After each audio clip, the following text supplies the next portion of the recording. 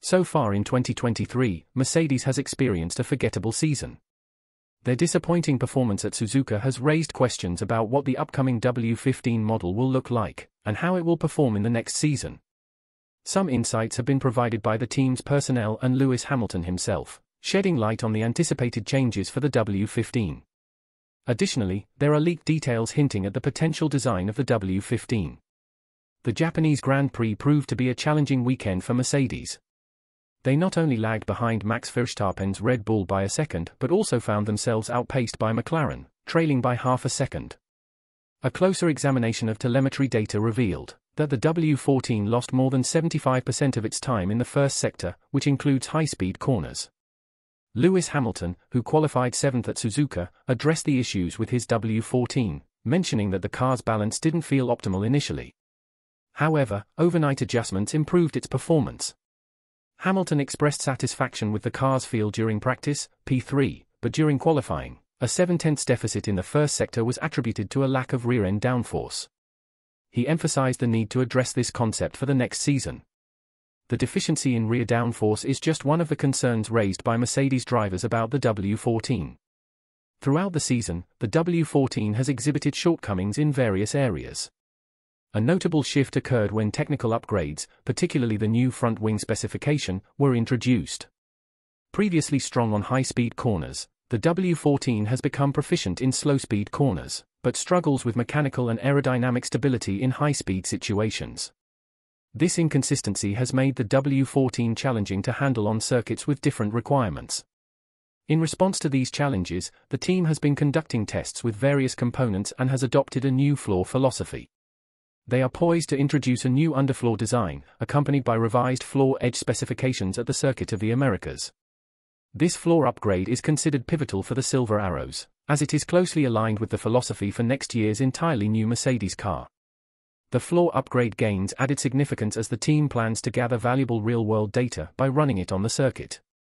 Looking ahead to the W15 project set for next year, Mercedes has outlined 3 critical objectives. The foremost of these objectives, if not already evident, is Mercedes' shift toward adopting a more Red Bull-inspired aerodynamic approach. Much discussion has revolved around Mercedes' struggles in the 2022 and 2023 seasons, with the zero-side pods concept being a common talking point. However, the root causes of Mercedes' underperformance lie elsewhere, primarily in the front suspension, rear suspension, and underfloor dynamics. Mercedes has already initiated changes to its suspension design, particularly during the Monaco upgrades, where they introduced some anti-dive characteristics to the front suspension. For those unfamiliar with the term, anti-dive refers to the degree to which the front of a Formula One car dips under braking. Given that ground effect in Formula One relies heavily on the underfloor for generating downforce, maintaining a stable underfloor position is crucial for consistent downforce generation. Anti-dive, by limiting the car's tendency to dive under braking, helps maintain this stability and, consequently, ensures consistent downforce generation. However, there are trade-offs to this setup, as seen with the Red Bull car's tire warm-up characteristics. The RB19 takes time to warm up its tires, but this trade-off allows Red Bull to manage tire performance more effectively over a race stint. Another crucial aspect of the suspension system is the car's rear suspension, where Red Bull has implemented an anti-squat feature. This is similar to anti-dive but operates under acceleration, not braking. The advantages of anti-squat include improved downforce generation, enhanced high-speed cornering capabilities, evident in the RB19's performance, and the ability to lower the car for increased aerodynamic efficiency. Mercedes has yet to incorporate anti-squat due to complexities related to its gearbox design. The absence of this characteristic played a significant role in Red Bull's impressive high-speed cornering performance at Suzuka, which helps explain why Mercedes struggled in that sector. High-speed cornering prowess is a crucial aspect of a modern Formula One car's performance, as a car lacking in this area is considered slower. Previously, Mercedes dominated this aspect while Red Bull lagged behind, but the tables have turned. Consequently, Mercedes plans to implement these suspension changes in the W15 to maximize its usable downforce. One of the key transformations in store for the W15 is a revamped Flaw philosophy.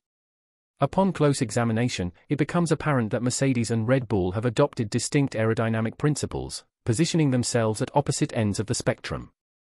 Red Bull's Flaw features elongated and progressive venturi tunnels, while Mercedes opts for shorter and more aggressive venturi tunnels.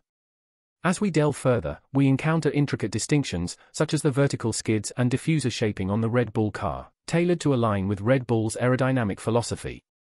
In contrast, Mercedes' floor exhibits less intricate detailing, aligning with their unique aero concept. Initially, Mercedes focused on maximizing exposed floor area, believing that the disparity in air pressures above and below the floor would generate substantial downforce. Red Bull's approach concentrated on the underfloor, aiming to harness maximum downforce from beneath the car while minimizing drag on the top bodywork. This doesn't diminish the importance of the upper floor, as both upper and lower floors are crucial. However, Mercedes may have taken their initial concept to an extreme. Another confirmed change for the W15 next season is a significant alteration in chassis design, particularly the upper front side impact structure, which has exhibited unconventional characteristics. With the W14 now incorporating actual side pods, this upper structure interferes with airflow, impacting the car's aerodynamic performance. Moving toward the Red Bull direction emphasizes the importance of the undercut, but currently, the protruding side impact structure seems to favor an overcut design, hindering the full potential of the undercut concept. To address these issues, the team is implementing a new chassis structure for next year's car. These substantial changes on the horizon suggest that Mercedes could potentially field a competitive car for the upcoming season. However, it's essential for the team to take a step back and draw lessons from McLaren's approach to a design overhaul, as even Lewis Hamilton emphasized at the Japanese Grand Prix. Hamilton acknowledged the evidence at McLaren and emphasized the need to follow that direction. He expressed his belief in his team's capability to make these necessary changes. To ensure they're on the right track, Hamilton plans to visit Brackley this week to assess the W15's performance in the wind tunnel, and see if the team has implemented the changes he requested. Hamilton stressed the critical nature of the next 6 months, noting that it should represent the most significant period of development in the team's history if they are to challenge Red Bull next season. With the changes discussed earlier, which are inspired by Red Bull's approach, the W15 could evolve into a formidable machine in the upcoming season, although it won't be a mere copy of Red Bull's design philosophy but rather an evolution of it. Now, the question remains, with these discussed changes, do you believe Mercedes can make a strong start in 2024?